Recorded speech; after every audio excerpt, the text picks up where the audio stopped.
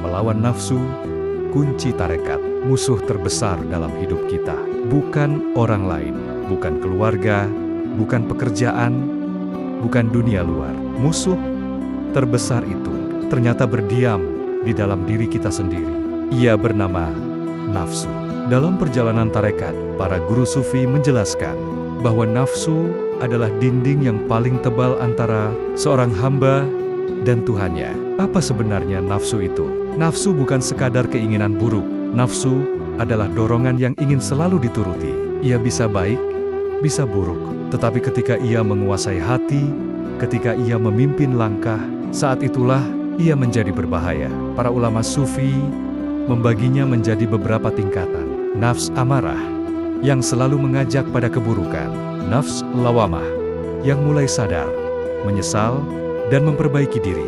Dan nafs mutmainnah, jiwa yang tenang, tunduk, dan damai bersama Allah. Perjalanan tarekat adalah perjalanan naik dari satu tingkat ke tingkat berikutnya. Dan itu hanya bisa terjadi dengan mujahadah, perjuangan melawan diri sendiri. Mengapa nafsu disebut musuh terbesar?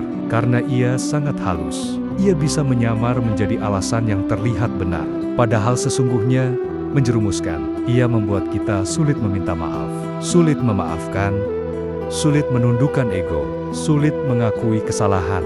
Ia membuat kita merasa paling benar. Ini sebabnya para sufi berkata, orang yang mampu mengalahkan musuh di luar adalah pahlawan. Tapi orang yang mampu mengalahkan nafsunya sendiri adalah wali.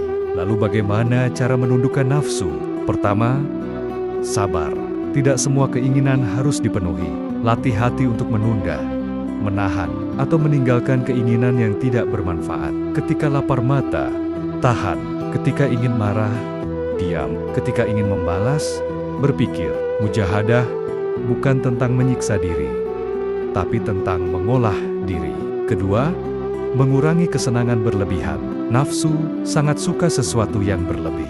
Terlalu banyak makan, terlalu banyak tidur, terlalu banyak berbicara, terlalu banyak bermain. Kurangi sedikit demi sedikit. Nafsu akan melemah saat tidak dituruti. Ketiga, perbanyak zikir. Zikir adalah rantai yang menahan kuda liar bernama nafsu. Saat marah, ucapkan zikir. Saat gelisah, ucapkan zikir. Saat muncul keinginan buruk, ucapkan zikir. Allah menyebut, dengan mengingat Allah, hati menjadi tenang. Dan hati yang tenang adalah hati yang tidak dikuasai nafsu. Jika seseorang mampu mengalahkan nafsunya, maka Allah akan membukakan pintu ketenangan. Hati menjadi lebih lembut, pikiran lebih jernih, dan ibadah menjadi lebih nikmat. Bahkan, orang yang menang dari dirinya sendiri akan merasakan kedekatan kepada Allah yang tidak bisa dijelaskan dengan kata-kata. Musuh terbesar bukanlah siapapun di luar diri kita. Musuh terbesar adalah diri sendiri.